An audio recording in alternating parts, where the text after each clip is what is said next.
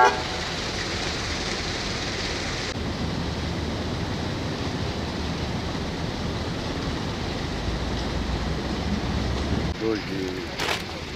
é magistral, bastante güzel bir hava.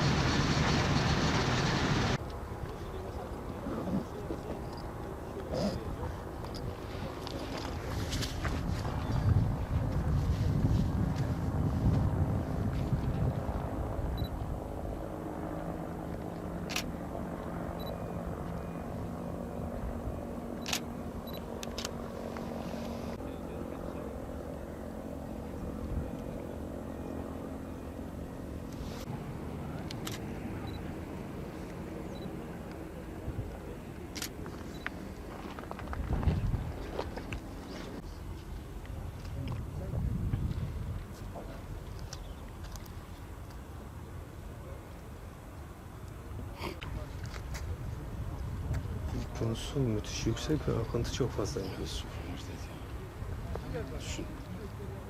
Şu anda su 4 metre seviyesine düşmüş. Baraj kapatıldı herhalde. Baraj kapalı. Ondan bu yana ne kadar su tahliyesi olmuştu?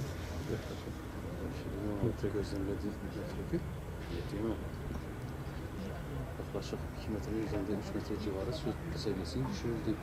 Çünkü çok yüksek yukarıda. Hele girdiği yerde burası göl alanı, göl de. Diğer sete verdik. O çocuğun boğulduğu setin gelişini de boşalttık. Orayı da kuruttuk. Yani her ihtimale karşı. Orası da tarandı.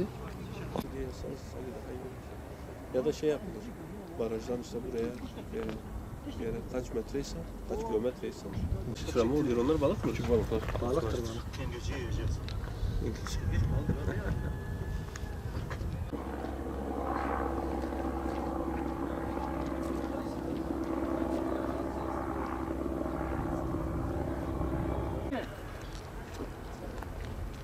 Gelebilir misiniz?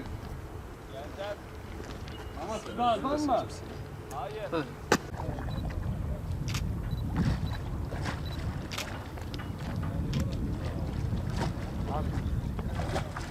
Ali abi.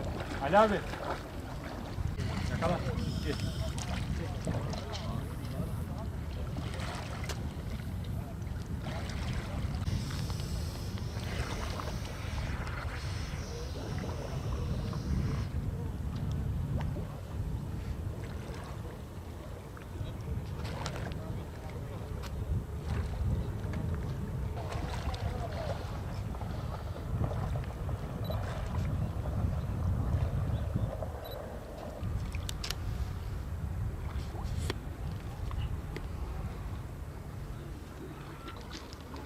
Bir de şu tarafa abi. O beyaz bir taş o. Beyaz. Aynı insan sırtı gibi. Tak şuradan verin, şuradan verin. Diyor şuradan verin. Bak şu şeylerde yatalım. Kaya var.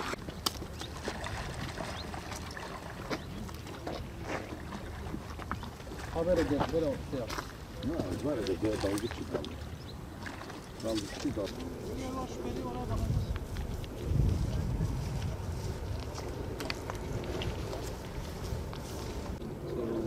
Avrupa için şart. Tamam abi. Tamam.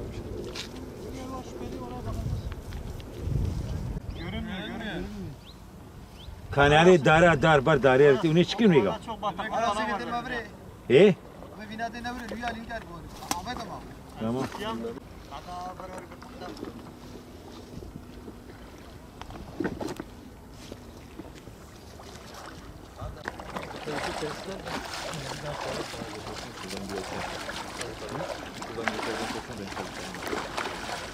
Tamam abi.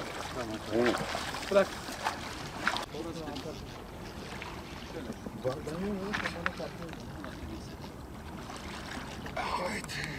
Kardeşim. Yok yok. Onu geldim şey yapayım. Dün sen bir terlik almışsın. Ben mi? Evet. Aynen onu gel al. Al onu al.